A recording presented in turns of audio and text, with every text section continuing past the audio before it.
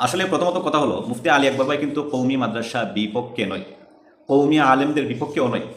আপনারা ইউটিউবে শুনবেন বা ওনার পেজের মধ্যেও আলোচনা আছে, যখন ওলামায়ে কেরাম শেখ হাসিনার আমলে জেলখানার মধ্যে আবদ্ধ ছিল, বন্দী ছিল, তখন মুফতি আলী আকবর ওই সমস্ত আলেমদের মুক্তির জন্য জোরালো হুঙ্কার তিনি হাজার হাজার মানুষের সামনে দিয়েছিলেন। আমার এখন স্পষ্ট স্মরণ আছে, মোমেন শাহী একটা ওয়াজের মধ্যে আল্লামা মামুনুল হক সাহেবের মুক্তি নিয়ে মুফতি আলী আকবর সিদ্দিকী ভাই অনেক হাজার হাজার মানুষের সামনে জোরালো বক্তব্য দিয়েছিল মামুনুল হক সাহেবের পক্ষে এবং ওনার মুক্তির জন্য। অথচ মুফতি আলী আকবর মামুনুল হক সাহেবের কোনো শত্রু নয়, ওনাকে মুক্তির জন্য হাজার হাজার মানুষের সামনে হুঙ্কার দিয়েছিল মুফতি আলী আকবর।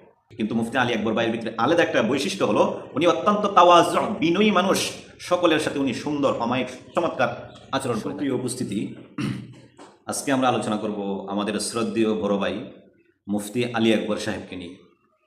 মুফতি আলী আকবর সাহেবকে আপনারা অনেকেই চিনেন, উনি একজন আলোচক হিসেবে সকলেই চিনেন। মুফতি আলী আকবর ভাইয়ের সাথে আমার অনেক আগে থেকে সুসম্পর্ক। উনি যখন ছাত্র ছিলেন তখন আমিও ছাত্র ছিলাম, উনি যখন সিলেটে পড়তেন তখন আমিও সিলেটে পড়তাম। সেই হিসেবে মুফতি আলী আকবর সাহেবের সাথে আমার ছোটোকাল থেকেই একটা সুসম্পর্ক। উনি যে প্রতিষ্ঠানে পড়তেন আমিও সেই প্রতিষ্ঠানে পড়তাম, সেই সুবাদে ওনার সাথে আমাদের গভীর সুসম্পর্ক আছে। তো ইদানিং দেখলাম মুফতি আলী আকবর ভাইকে নিয়ে বিভিন্নভাবে সমালোচনা এবং ওনার মানহানি করা হচ্ছে। আসলে প্রথমত কথা হলো, মুফতি আলী আকবর ভাই কিন্তু কৌমি মাদ্রাসা বিপক্ষে নয়, কৌমি আলেমদের বিপক্ষেও নয়। আপনারা ইউটিউবে শুনবেন বা ওনার পেজের মধ্যেও আলোচনা আছে, যখন ওলামায়ে কেরাম শেখ হাসিনার আমলে জেলখানার মধ্যে আবদ্ধ ছিল, বন্দী ছিল, তখন মুফতি আলী আকবর ওই সমস্ত আলেমদের মুক্তির জন্য জোরালো হুঙ্কার তিনি হাজার হাজার মানুষের সামনে দিয়েছিলেন। আমার এখন স্পষ্ট স্মরণ আছে, মোমেন শাহী একটা ওয়াজের মধ্যে আল্লামা মামুনুল হক সাহেবের মুক্তি নিয়ে মুফতি আলী আকবর সিদ্দিকী ভাই অনেক হাজার হাজার মানুষের সামনে জোরালো বক্তব্য দিয়েছিল মামুনুল হক সাহেবের পক্ষে এবং ওনার মুক্তির জন্য।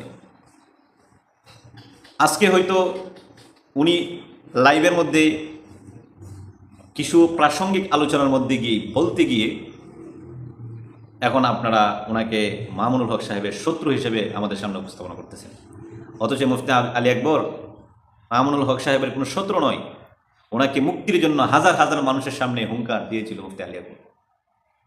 আজকে সে আলী আকবরকে আমরা সার্কাস বলে আখ্যায়িত করি, আমরা সেই আলী আকবরকে নিয়ে হাসাহাসি করি। আরে ভাই, যে আলী আকবরের হাজার হাজার লোকের সামনে আলেমদের মুক্তির জন্য স্লোগান দেয়, আলেমদের মুক্তির জন্য হুঙ্কার দেয়, আমি আপনি কয় জায়গায় দিছি। এবং এই আলী আকবর ভাইকে আল্লাহ তাআলা এত উপরে উঠাইছে, তার মধ্যে কিছু গুণ ছিল। এর মধ্যে এক নাম্বার হলো, উনি অনেকটা বিনয়ী, তাওয়াজু ওনার ভিতরে আছে।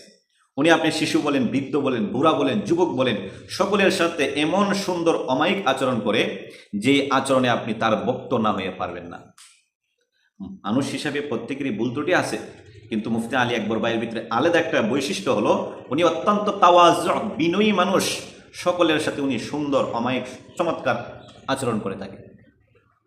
তো উনি হয়তো ওয়াজের মধ্যে অনেক সময় হাসাহাসির কথা বলে, এই জন্য আমরা ওনাকে সার্কাস বলে উড়িয়ে দিতে পারি না। আজকে যদি মুফতি আলী আকবর সুন্নি অঙ্গনে চলে যেত, তাহলে আজকে মাথার তাজ হয়ে থাকতো। সে তো আমাদেরই সন্তান, তার কথার মধ্যে ভুল হতে পারে, তার